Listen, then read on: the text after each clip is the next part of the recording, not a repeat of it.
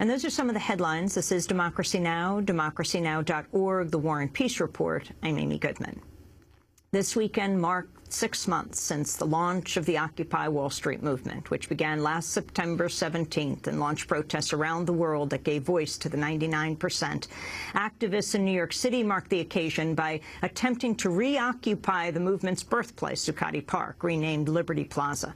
A protest there Saturday drew more than hundreds of people, included street theater and dancing. But police were also on the scene and appeared determined to stop any attempts to reestablish the Occupy encampment. At least 73 people were arrested.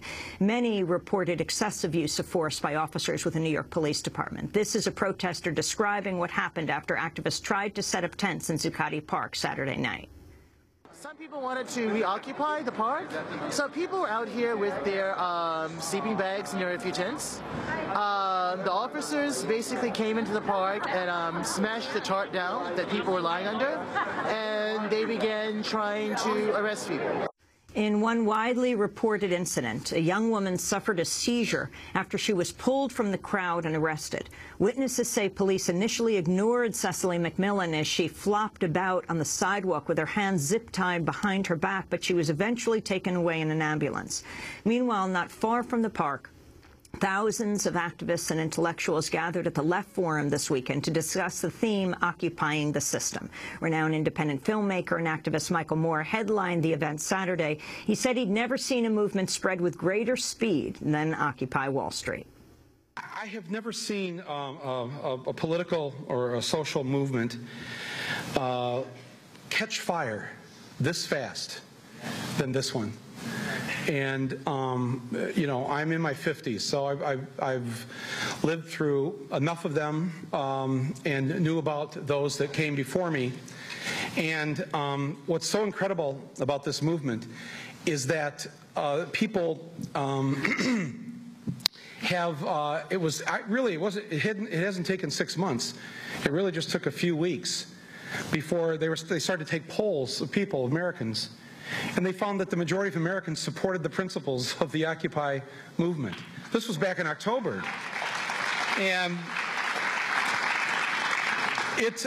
and then they took another poll and it said 72% of the American public believes taxes should be raised on the rich. 72%. I mean, I don't think there was ever a poll that showed a majority in favor of raising taxes on the rich, because up until recently, the vast majority of our fellow Americans believed in the Horatio Alger theory that anyone in America can make it. It's an even and level playing field. And now the majority, at least, vast majority, know that that's a lie. They know that there's no truth to that whatsoever. They know that the game is rigged, and they know that they don't have the same wherewithal on that playing field that the wealthy have. At the end of his speech, Michael Moore urged people to join the movement and go down to Zuccotti Park. I really want to encourage you to not let this moment slip by. Our ship has really come in. The spotlight is on Occupy Wall Street. And I think this is our invitation to head over to Zuccotti Park. It's a 10-minute walk. 5 minutes if you're young. Huh? All right, so go ahead, start the banner, and again, thank you everybody for coming here tonight. Let's not lose the moment. The moment is ours and our fellow Americans. Thank you. Occupy Wall Street. Hundreds heeded Michael Moore's call and helped swell the ranks of the Occupy protest Saturday night. Democracy Now! Correspondent and now Guardian reporter Ryan Devereaux tweeted, quote, "Today's events feel like any given day last fall with OWS." Well, Ryan joins us now to talk more about Occupy Wall Street. We're also joined by two of the people who led a discussion at the Left Forum about strategic directions for the Occupy movement. Francis Fox Piven, professor of political science and sociology at Graduate Center, City University of New York, author of Challenging Authority, How Ordinary People Change America, a frequent target of right-wing pundits. And in D.C., we're joined by Stephen Lerner, the architect of the Justice for Janitors campaign on the executive board of the Service Employees International Union, has been working with labor and community groups nationally on how to hold Wall Street accountable. We welcome you all to Democracy Now! Ryan, let's begin with you with an update on what took place on Saturday night. Well, on Saturday night, protesters had been in the park since about 1 in the afternoon, and it had been a day that had been marked with some tension, but also a lot of joy. People were really enjoying the opportunity to be in the park again, to talk to each other, to meet new people, and discuss issues. At about 11:30, though, a representative from Brookfield Properties, which owns Zuccotti Park, said that he was working with Brookfield Security, made an announcement that people had to leave the park because they were violating the rules. I asked him what rules they were violating. He said that they had brought in sleeping equipment and erected structures in the park, and these were violations of the rules. He made this announcement by a megaphone, but he was drowned out by protesters. And I should say that the structures that I witnessed were a tarp that was strung over a cord tied between 2 trees, and protesters also had they had symbolic tents up on poles that they were carrying around. It wasn't as if they had created a tent city in the park or anything like that. But the protesters decided to stand their ground, and the police moved in lieu of the Brookfield Security, and it was rows upon rows of police officers coming into the park through the front entrance, coming down the stairs.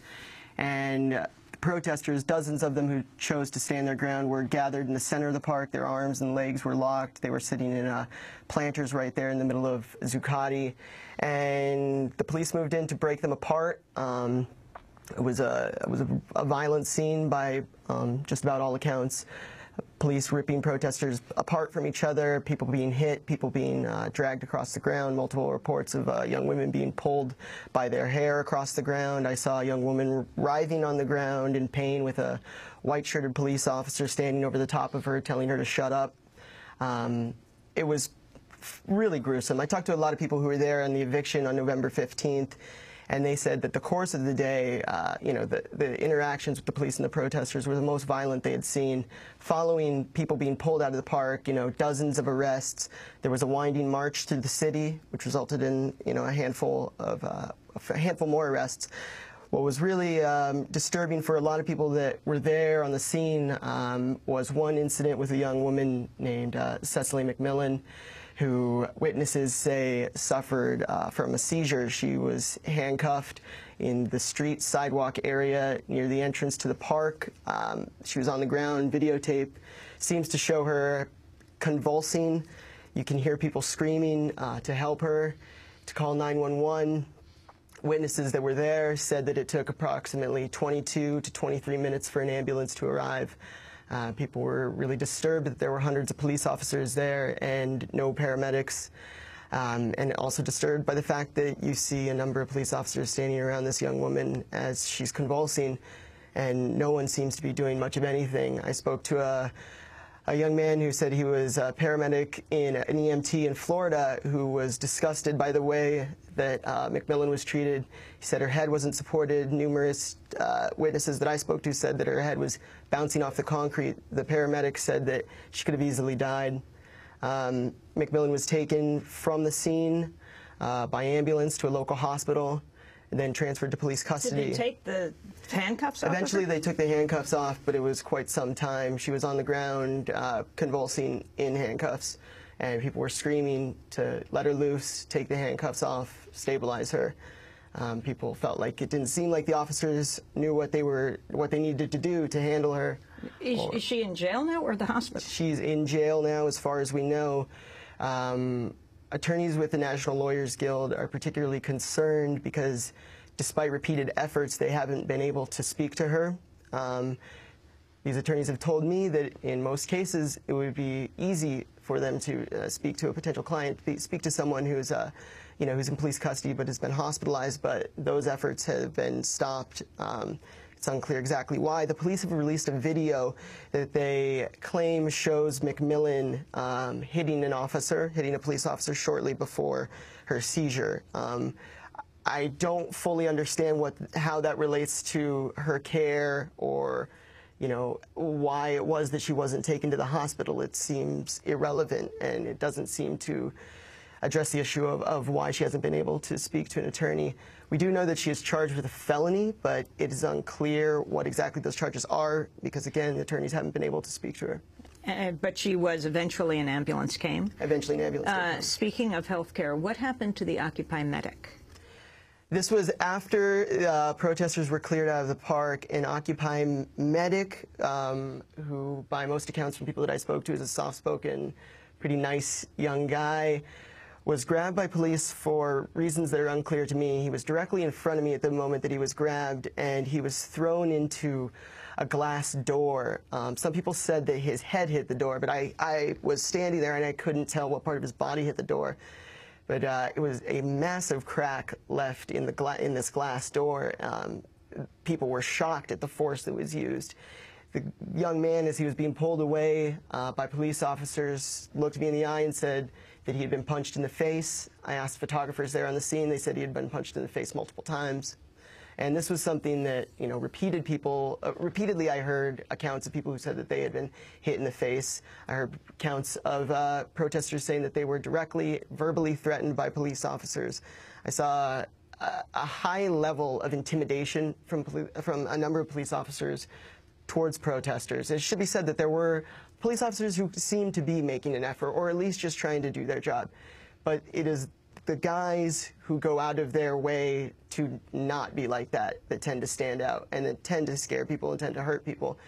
And, you know, protesters were saying that this was really an ugly scene. The attorneys who are looking at cases that are developing out of these arrests are saying that they're seeing more resisting arrest charges, which they tell me often sort of is code word for fighting with police officers or police officers beating someone up.